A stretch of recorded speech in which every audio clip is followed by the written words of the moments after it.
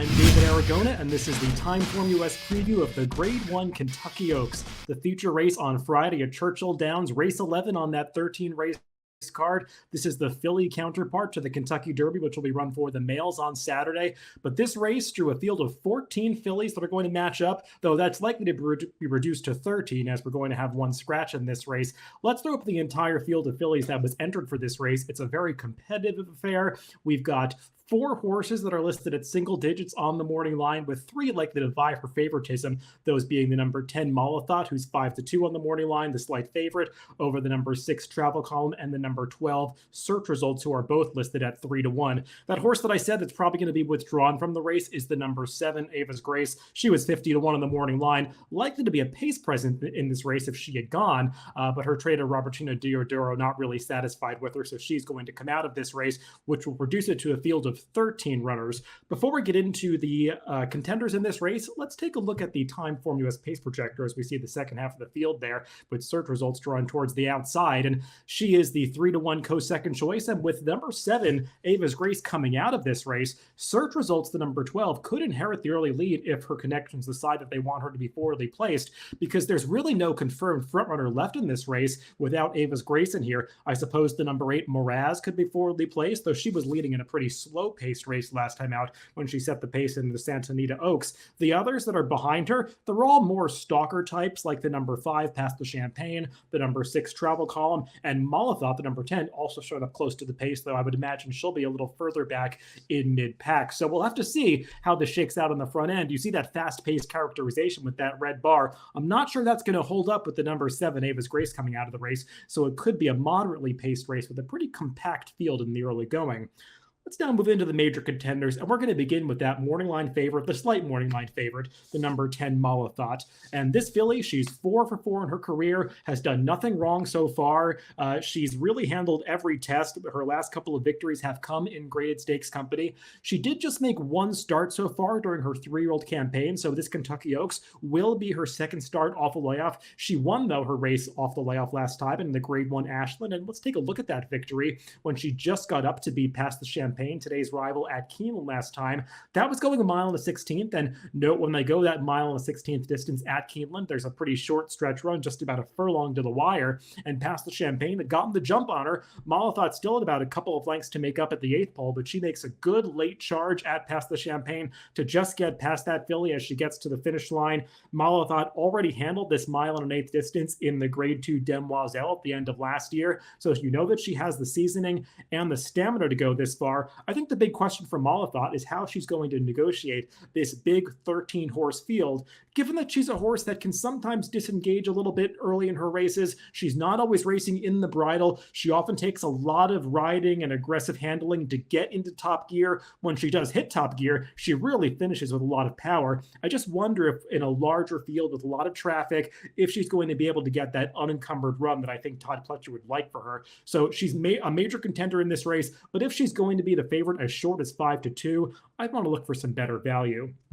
The horse that she beat last time is the number 5 Past the Champagne. Just want to give a quick mention to her because we watched the replay of the Ashland, and Past the Champagne, as you saw, really had no excuse in that race. She got a very good trip, was stalking a moderate pace in the early going, got the jump on Malathot at the top of the stretch with that short stretch run at Keeneland, and just got run down by Malathot. I don't think she's going to ultimately have trouble handling the mile and 1/8 distance, but she's pretty inexperienced, making just her 4th career start here. So I viewed her more as one to use underneath, not really a win candidate. Another horse who's going to garner a lot of attention in this Kentucky Oaks is the number 12 Search Results. That horse that I said could be forwardly placed in this race, if not outright on the lead. And she's also done nothing wrong in her career coming into this undefeated, just like Malathot, though she's only made 3 career starts. The last 2 victories both came in stakes company at Aqueduct. Let's take a look at her win last time out in the Grade 3 Gazelle, and she won going this mile and 1/8 distance, which she will face again in the Kentucky Oaks. She got a great trip in this Gazelle and honestly was not facing the toughest field, probably one of the weakest fields that we've seen through all of these prep races. That said, she won pretty easily. Arad Ortiz gives her a couple of taps to the whip in mid-stretch, but generally he's hands and heels to the wire on this horse. The one negative in this performance, if there is a negative, is that she hangs on her left lead, the wrong lead, for the entire stretch run of this race. And that's something that we saw from her also too back when she won the Busher. She was on her left lead for the entirety of the stretch run that day as well, as she forged past the sprinter Miss Brazil. So I wonder if Search Results is going to have to get over that to be successful in this Kentucky Oaks. You do want to see a horse have proper lead changes where they're competing in a championship race like this, but still, Search Results clearly has a lot of talent. That 110 TimeformUS speed figure that she earned last time out is the highest that we've really seen from any of the fillies coming into this race, so she clearly has the credentials to win. It's just a matter of whether she can work out the trip and overcome that bit of inexperience that she has to deal with. The other major contender in this race among those three favorites is the number 6 Travel Column, and she really cemented herself as the top runner coming out of the fairgrounds this winter. A pretty talented duo of fillies competing down there with both her and Clairiere, who we'll get to in a little bit. But Travel Column is a horse that really came to hand at the end of 2020 when she won that goldenrod over this Churchill Downs surface. She showed some signs of greenness that day when she was a little hampered at the start, got squeezed back, was a bit green thereafter, traveling too keenly under Florent Giroux. So she had some kinks to work out when she made her 3-year-old debut in the Rachel Alexandra two-back, and I think she's steadily gotten better with each start after that. She's been much more tactical in the last couple of races. She was engaged in a quick pace two-back in the Rachel Alexandra. There was a runoff leader in there. She had to make the first move after that horse, so arguably she ran the best race, even though she was beaten by Clairiere that day.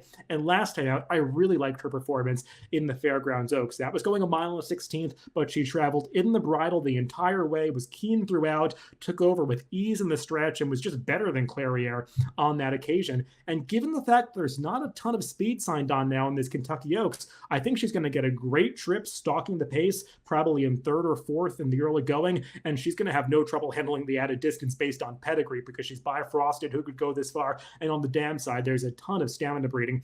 Furthermore, I want to take a look at a trainer stat for Brad Cox that I found in DRF Formulator. This is a really positive mood for the Brad Cox barn. Over the past 5 years, with last out winners in Grade 1 dirt routes, he's 14 for 29, winning at a 48% rate, 364 ROI. And in case you're wondering, this is not just his star mare Monomoy Girl. He's had 6 winners in this sample, 6 Grade 1 winners that are all coming off victories. And this stat, you might want to note, applies to Travel Column and Essential Quality, who's competing in the Kentucky Derby tomorrow on Saturday. So Travel Column, I just think, is a major contender in this race and really makes the most sense of those 3 major players. The horse that she was beating last time out in the Fairgrounds Oaks is the number 3 Clairiere, one of 2 Steve Asmussen runners in here. And really, I don't have a whole lot to knock about Clairiere other than the fact that she was second best to Travel Column last time out.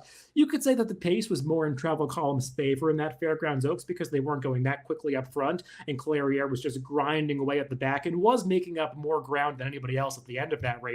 She does seem like one that's going to love every bit of added ground that she can get, so the 1.8 distance figures to work in her favor. But still, I thought that she got an absolutely perfect trip two-back when she won the Rachel Alexandra, and with a deep closer like her in a 13-horse field, you really need a lot of luck to get that same kind of trip when she beat Travel Column two-back. So I prefer others from a running style standpoint, but I do think that Clairiere is heading in the right direction and that she's a filly with the talent to be right there at the end of this Kentucky Oaks.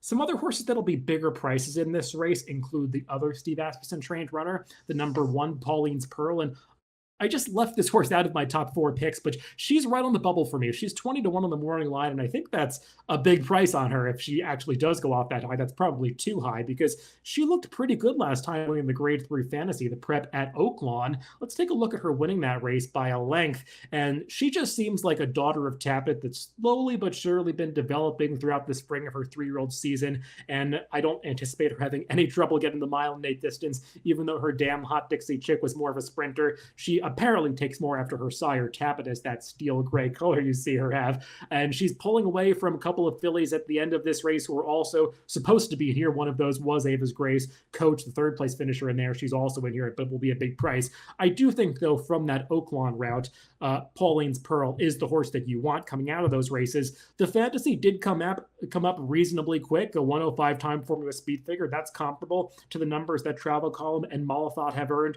though I do think that Paulines Pearl is stepping up to face a much tougher field here, kind of like Search Results. She's going to get really tested for class in this Kentucky Oaks, so that's the reason that I ultimately went in a different direction. Another horse that competed a lot at Oaklawn is the number 11 Will Secret. She actually won the Honeybee over Paulines Pearl 2-back, though I thought Paulines Pearl might have run the better race that day because you see all those blue color-coded TimeformUS pace figures in that running line 2-back for Will Secret. She was right on top of that slow pace, whereas Paulines Pearl was trying to close from a little bit off it, so I thought Paulines Pearl was the one that ran the better race that day. And Will Secret was just no match for Malathot when she faced off against her last time at Keeneland in the Ashland.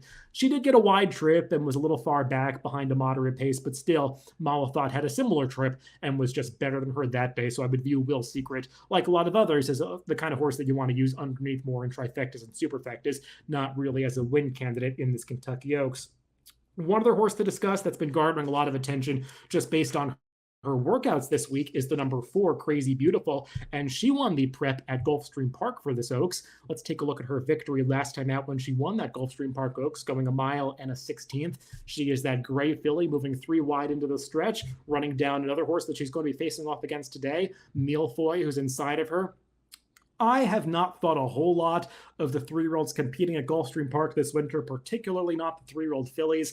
And when we look back at her past performances again, you can see that her last couple of speed figures just really aren't quite on par with the others in here. She only got a 100 TimeformUS speed figure when she won that Gulfstream Park Oaks last time. She's going to have to run a lot faster to be successful against these horses. And she just feels like one that hasn't really taken a step forward from a development standpoint since she was an accomplished 2-year-old. So I'm not really viewing her as a win candidate either. She's one like the others that I would use more underneath, preferring some other bigger prices like Paulines Pearl over her. So those are the major contenders. And now let's throw up my top picks for this Kentucky Oaks. And I landed on the number 6 Travel Column, that Brad Cox trainee. He's had success in this race before, and I think he's coming in with a really dangerous horse in Travel Column, just likely to work out the right trip. So I prefer her of the 3 favorites in here, but I'll use her over the number 12 Search Results, who I also think is going to get a good trip in this race, as well as the number 10 Malathot. And I'll put that horse that was racing against Travel Column at the fairgrounds, the number 3 Clairiere,